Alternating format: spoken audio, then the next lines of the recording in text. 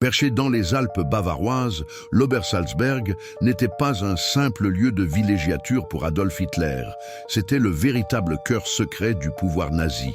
Un quartier ultra sécurisé, dissimulé derrière les forêts et les montagnes. Dès les années 1930, Hitler tombe amoureux de cette région. Il y achète une maison qu'il transforme peu à peu en un immense complexe, le Berghof. À ses côtés, ses plus proches collaborateurs s'installent également sur la montagne. Bormann, Göring, Himmler, chacun y possède sa villa privée. Très vite, l'endroit devient un quartier général secondaire du Reich, un sanctuaire où se prennent des décisions capitales à l'abri des regards. Le site est totalement interdit au public, protégé par un système de sécurité militaire sans précédent, avec checkpoints, routes privées et un réseau de bunkers creusés sous la roche.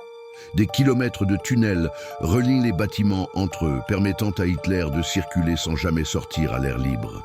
Le Berghof, avec sa célèbre baie vitrée panoramique, offre une vue imprenable sur les montagnes, un contraste saisissant avec les décisions de guerre prises dans ses salons. De nombreux plans militaires y sont préparés, des réunions avec les hauts dignitaires y ont lieu, et c'est aussi là que sont reçus des visiteurs comme Mussolini. Mais l'Obersalzberg n'est pas qu'un centre de pouvoir, c'est aussi un symbole. Il incarne le mythe du Führer reclus dans les hauteurs, visionnaire solitaire au-dessus du monde, un récit savamment entretenu par la propagande. En réalité, c'est un lieu de contrôle absolu où chaque détail est orchestré. Les habitants des alentours sont expulsés, les villages modifiés, les routes redessinées. En avril 1945, alors que les Alliés approchent, l'aviation britannique bombarde la zone. Le Berghof est en grande partie détruit. Quelques jours plus tard, les troupes américaines pénètrent dans les ruines. Ce qu'ils trouvent est à la fois spectaculaire et troublant.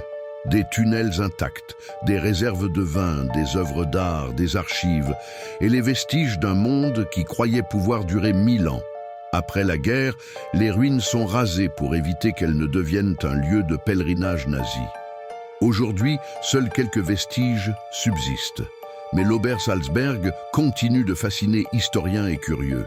Il reste l'un des lieux les plus secrets et symboliques du pouvoir hitlérien.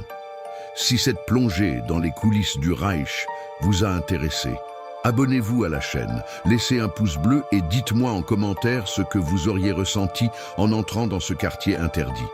Était-ce un simple repère de montagne ou le véritable cœur noir du pouvoir nazi ?